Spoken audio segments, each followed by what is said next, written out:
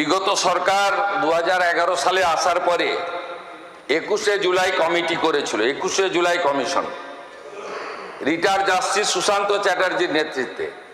আমি সেই রিপোর্ট আজকে বিকালে জনগণের সামনে প্রকাশ করব। 21শে জুলাই আগামীকাল, তার আগে বড় পদক্ষেপ সরকারের। কি পদক্ষেপ? এবার 21শে জুলাইয়ের ফাইল খুলছে। কোন ফাইল?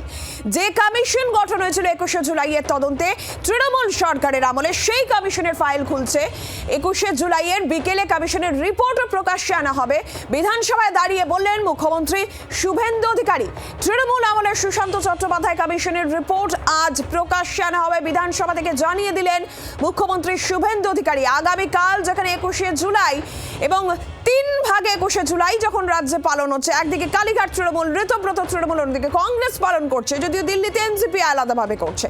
এই আবহে দাঁড়িয়ে আগামীকাল যখন 21শে জুলাই, এই আবহে দাঁড়িয়ে ঠিক তার আগের দিন অর্থাৎ আজ বিধানসভায় মুখ্যমন্ত্রীর এই ঘোষণা। তৃণমূল জামানায় 21শে জুলাইয়ের যে কমিশন গঠন হয়েছিল তদন্তের জন্য, সেই কমিশনের ফাইল খোলা হবে, সেই রিপোর্ট বিকেলে প্রকাশ্যে আনা হবে।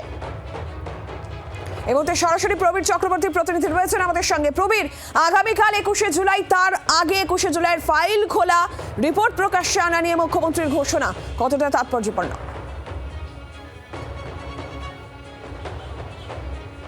দেখো, অত্যন্ত তাৎপর্যপূর্ণ। এই মুহূর্তে যখন শহরের 3টে জায়গায় আগামীকাল 21শে জুলাই পালনের তোড়জোড় চলছে, গান্ধী মূর্তি, তারামণ্ডল, শহীদ মিনারে, ঠিক তার আগে 21শে জুলাই নিয়ে, 21শে জুলাইয়ের ঘটনা নিয়ে, 1993 সালের 21শে জুলাই ঘটনা নিয়ে ক্ষমতায় আসার পর তৎকালীন মুখ্যমন্ত্রী মমতা বন্দ্যোপাধ্যায় যে কমিশন গঠন করেছিলেন জাস্টিস সুশান্ত চট্টোপাধ্যায়কে মাথায় রেখে, সেই কমিশন গঠন হয়েছিল, কিন্তু কমিশনের রিপোর্ট সেটা সামনে আসেনি বলে বিভিন্ন অভিযোগ আসে।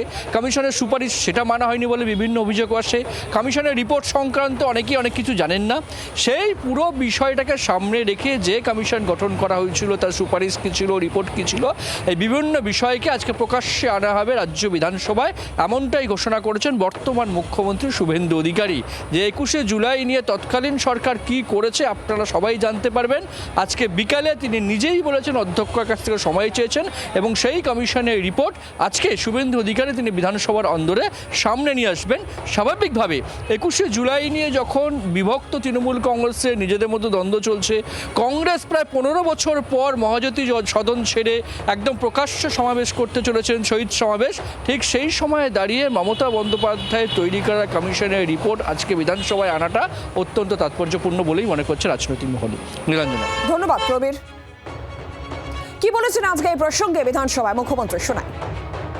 শাসন ব্যবস্থা বিগত সরকার 2011 সালে আসার পরে 21শে জুলাই কমিটি করেছিল, 21শে জুলাই কমিশন, রিটায়ার্ড জাস্টিস সুশান্ত চ্যাটার্জির নেতৃত্বে। আমি সেই রিপোর্ট আজকে বিকালে জনগণের সামনে প্রকাশ করব। সুশান্ত চ্যাটার্জি জাস্টিস, তিনি যা যা রেকমেন্ড করেছিলেন, যারা কালকে 21শে জুলাই করবেন তারা 15 বছর সরকারে ছিলেন, তারা কতটা কার্যকর করেছেন আর করেননি সেটা বিকালবেলা আমার তথ্য প্রমাণের ভিত্তিতে আমি বাংলার জনগণের সামনে রাখব। চলতি বছরটি ভারতের মহান শিক্ষাবিদ। বাংলার আওয়াজ, বাঙালির আবেগ, জি 24 ঘন্টা।